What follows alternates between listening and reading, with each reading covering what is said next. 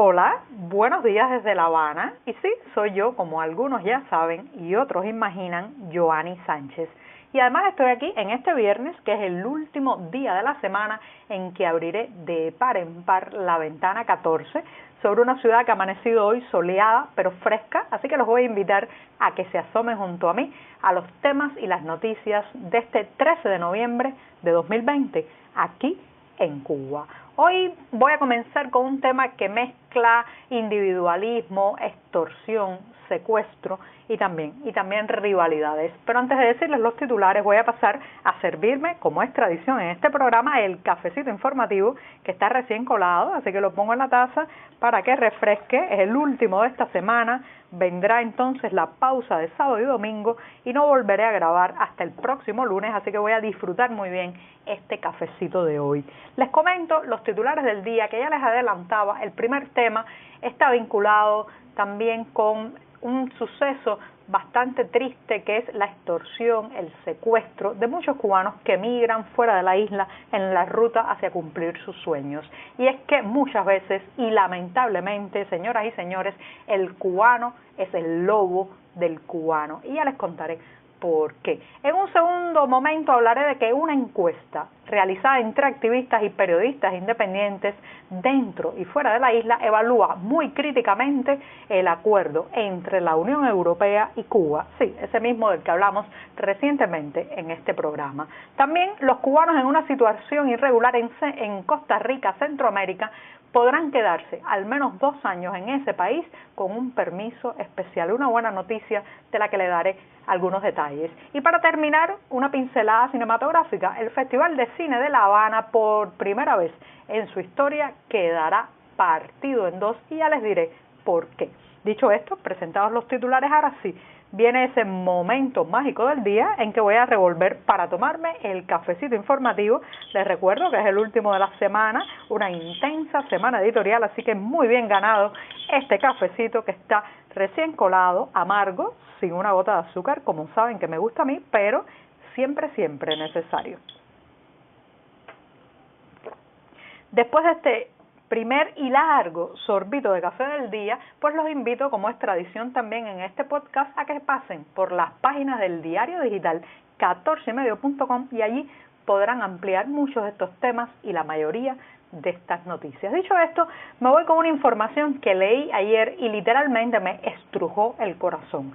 Y es que un cubano radicado en México se dedicaba nada más y nada menos que a secuestrar a varios de sus compatriotas para pedir un rescate a parientes y familiares fundamentalmente radicados en Estados Unidos, y estos secuestros ocurrían con migrantes cubanos que buscaban atravesar el territorio mexicano con la intención de llegar hasta las fronteras de Estados Unidos y allí poder acogerse o solicitar algún tipo de asilo.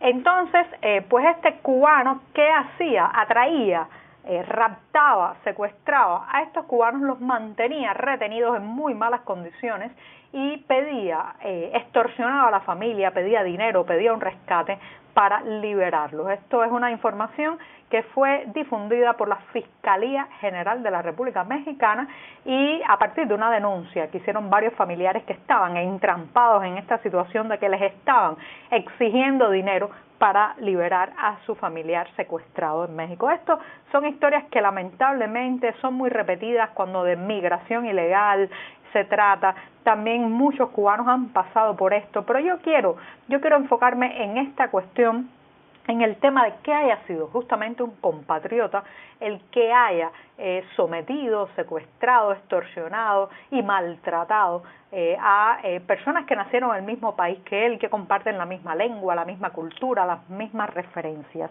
¿Por qué? Porque muchas veces el cubano se convierte en el lobo del propio cubano. No hay que salir del país para verlo. Lo vemos aquí, la agresividad a flor de piel, cómo el tratamiento hacia los turistas extranjeros siempre es más amable, más dulce, más condescendiente, y sin embargo muchas veces parece que nos ladramos entre nosotros mismos, nos agredimos, nos creemos unos a otros. ciudadanos de segunda. ¿Cómo fue? ¿Cómo fue que la educación que se ha administrado en los centros docentes de este país por más de medio siglo y que supuestamente nos iba a preparar para la vida colectiva, el compañerismo, el trabajo en equipo y en grupo, ha generado un ser humano, un hombre nuevo, vamos a llamarle así, que en realidad es profundamente individualista, que cree en la ley del más fuerte y del sálvese quien pueda? Entonces, cuando está en una situación extrema, cuando está en una situación de riesgo o de crisis o de emergencia, ese individualismo, esa voracidad, ese carácter depredador del otro aflora con todas sus fuerzas. Y es lo que estamos viendo en muchas de estas redes de tráfico humano para llevar cubanos de un lado a otro del mundo, que están protagonizadas y lideradas justamente por compatriotas que actúan de una manera absolutamente desalmada, absolutamente voraz. ¿Qué ha pasado? Bueno, hay muchas explicaciones. Está claro que estos son fenómenos, reitero, que se dan en muchas otras partes del mundo y con otras nacionalidades, pero en el caso cubano hay que cuestionarse si nos faltan demasiados valores a la hora de formar a cada ciudadano para que después, pues toda esta, reitero, voracidad, carácter depredador del otro, el lobo que el humano no logra controlar y que lleva dentro de sí, pues se exprese en toda su carácter agresivo contra otros, su carácter de querer aplastar a todas las personas que tiene alrededor. Eso lamentablemente lo estamos viendo y apunta a grandes fallas educativas, sí, educativas. Ese sistema educativo que hizo creer que nos hacía compañeros y en realidad nos hizo enemigos y rivales. No hay que ir muy lejos, reitero, lo vemos en las calles cubanas, en las guaguas o en los ómnibus, donde la gente está a flor de piel con la agresividad y el ataque al otro. Vamos a mirarnos, vamos a repensarnos, vamos a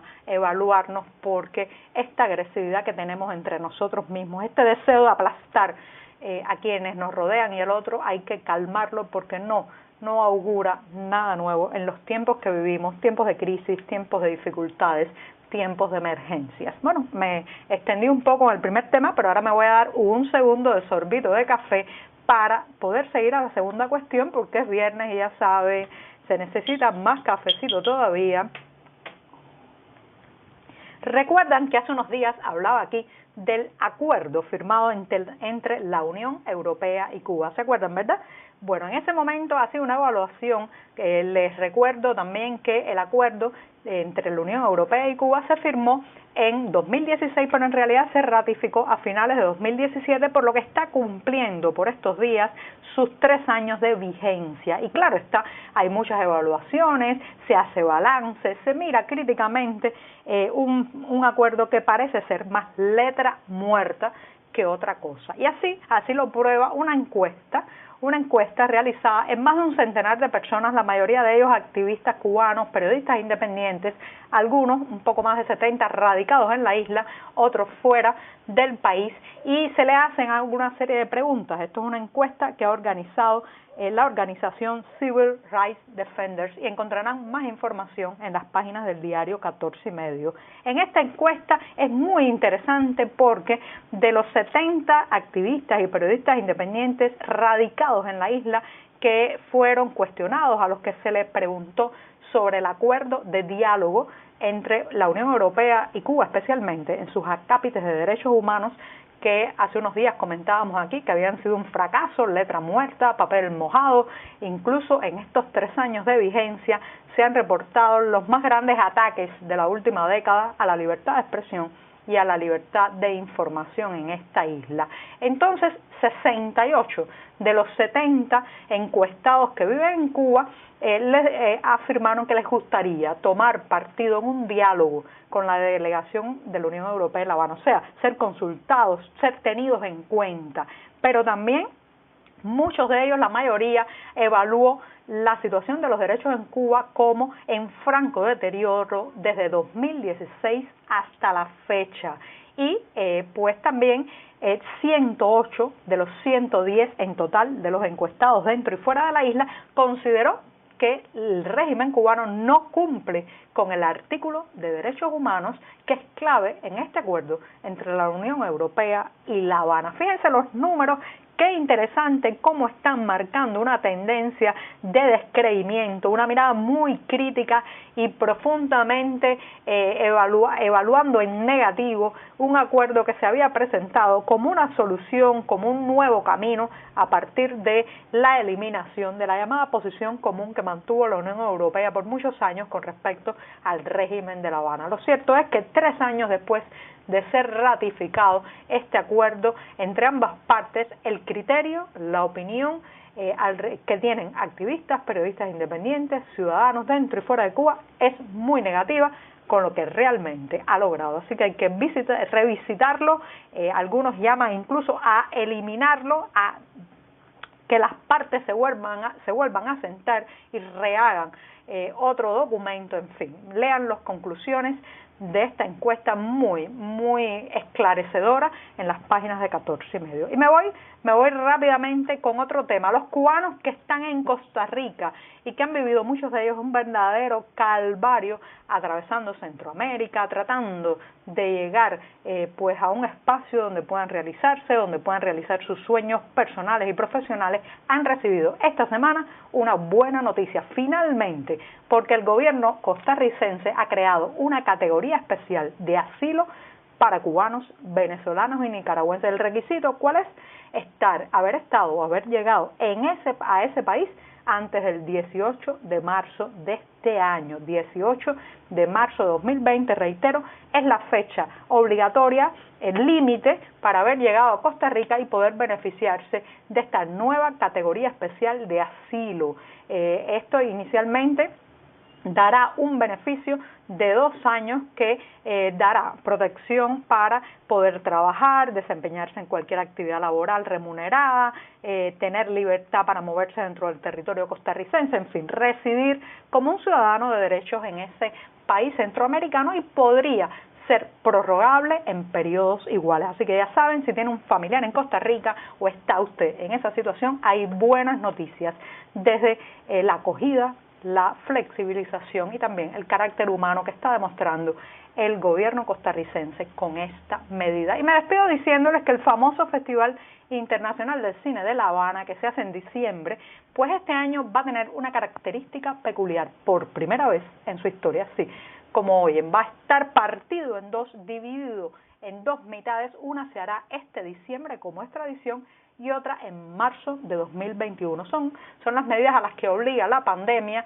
y aunque en los 2 momentos se presentarán películas en los cines, en la primera oportunidad, diciembre próximo, se proyectará solo una selección que no será competitiva, mientras que en marzo llegarán a la gran pantalla las películas en concurso y ahí sí podrán participar los jurados y los creadores. Y con esto me despido hasta el lunes. Muchas gracias, que tengan un hermoso fin de semana.